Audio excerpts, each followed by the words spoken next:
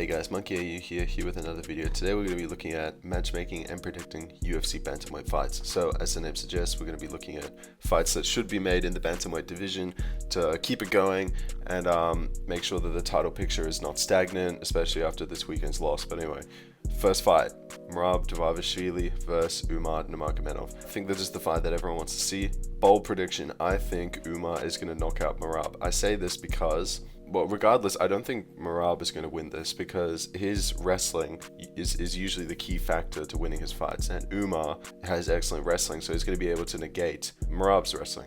Because of that, it's going to go to other factors, and Umar's striking is simply better. Merab's striking is kind of lackluster at best, and also he gets chinned semi-frequently, especially by Cejudo, not as much by O'Malley, but that's because he implemented a game plan of moving around a lot. I think Umar, he's going to know this in advance, really, because if you think about it, Merab's strategy is either to stay still or move around, right? And since he's got his entire team behind him, including Khabib, who's a master at devising game plans to defeat opponents, I think Umar just has the edge in this skill-wise, and I don't think Merab is going to be able to bully him around. Now, KO is a bit of a bold prediction. If it's not going to be KO, it's definitely going to be by decision. But I've got a feeling that Umar's striking is very dynamic. He makes good use of leg kicks, especially, which could be very influential in this fight. And frankly, I actually wouldn't mind Umar as champion because people seem to not like Dagestanis, and I get that, but Umar's pretty likable. He's like Islam, he's unintentionally funny, and he's very skillful, so it's not like he's like Merab, who's just going to hold you against the cage. Umar's actually got knockouts, he's going to submit you, he's going to do all kinds of things. He's not just a decision merchant. Next fight, Sean O'Malley versus Corey Sandhagen. Realistically, I don't think this fight is going to happen for a while because Sean O'Malley said that he's going to be out for surgery and that he's not going to come back for a year, but you never know. Still, I predict Sandhagen to win this by decision. Now, I say this because this fight really depends on whether or not Sean O'Malley's striking returns.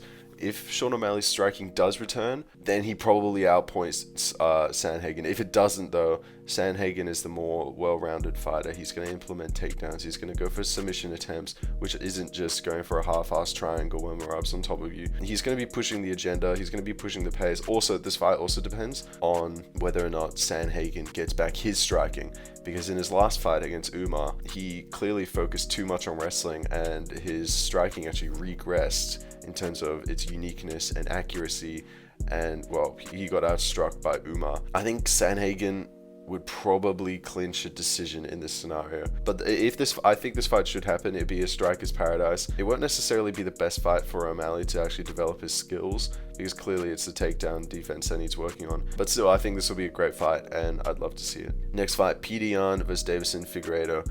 I predict Yan to win this by decision, and I actually went back and forth a lot on this fight. I really had a lot of conflicting opinions on this. Ultimately, I went with Petr Yan because I think his boxing is better, even though Deiveson Figueiredo's boxing is very, very good. Figueiredo's submission abilities are probably better than Petr Yan's, but I don't see Peter being taken down, nor do I see him getting submitted, because he's had to work against people like Merab, and because of that, he's got the skills necessary. Well, in that fight, he didn't have the skills, but now, against a lesser wrestler like Figueiredo, he'd probably be able to negate his wrestling. But Deiveson, I wouldn't mind his chances, all things considered. His striking is getting better. He finally cracked Vera's chin, which is impressive on paper, but then again, you do have to remember that he just fought Sean O'Malley and ate that massive knee. Frankly, I really don't know, but if I had to lean on one fighter, I'd probably go Petr Yan.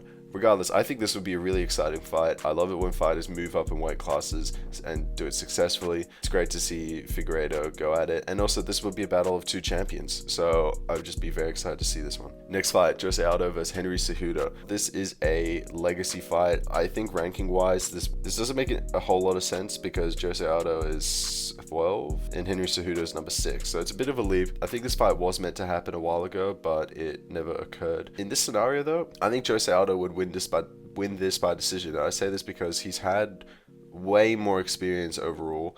His striking is very impressive. Everyone counted him out against Jonathan Martinez, and he showed them wrong. And I don't think Cejudo is necessarily evolving as much. He's not really taking fights other than the Merab fight. He went to a close decision with Aljamain, which is impressive, but still, would the wrestling be a factor in this fight? Probably, but I think Jose Aldo's defense would be solid enough to negate it, because I don't think Cejudo would be as confident in his wrestling anymore. This fight, it wouldn't really advance either of their careers. It's more of a legacy fight, but still, I just think Jose Aldo would have the better striking ability, and as such, I'd say Jose Aldo by decision. Next fight, Song Yadong vs Marlon Vera 2. I'd rebook this fight because both of these fighters are coming off losses. They're relatively low in the rankings now, but they're still both exciting fighters. You know, Song Yadong's a good striker, Vera's a great striker. However, I really do see this playing out similar to the first fight in that they both try to keep it on the feet.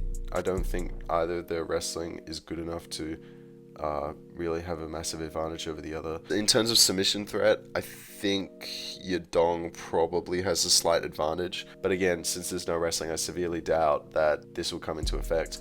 This would be a good striking fight. There could be some exciting moments, so people could get drops. Another thing, I was really close to saying Song Yadong by KO in this one, because I think Vera's chin is going to crack pretty soon, because he got dropped by Sean O'Malley, and then also Davison, he got dropped badly. So because of that, I'm going to give it to Yadong, because I think he's just, well, he's the younger fighter, I'm pretty sure. Well, yeah, he's definitely the younger fighter, and also he's got more time to improve. If he wanted to, he could develop wrestling skills to add another aspect to consider. I just think Yadong would probably beat him on the feet. And because of that, I'm going to say Song Yadong by decision. So yeah, that just about does it, guys. That was matchmaking and predicting UFC fights in the Bantamweight division. Please make sure to leave a comment down below whether or not you think my picks are good, whether or not you think they're bad, maybe what other videos you'd like to see, because I'm always open to more ideas. And yeah, guys, thanks for watching. I'll see you guys in the next video.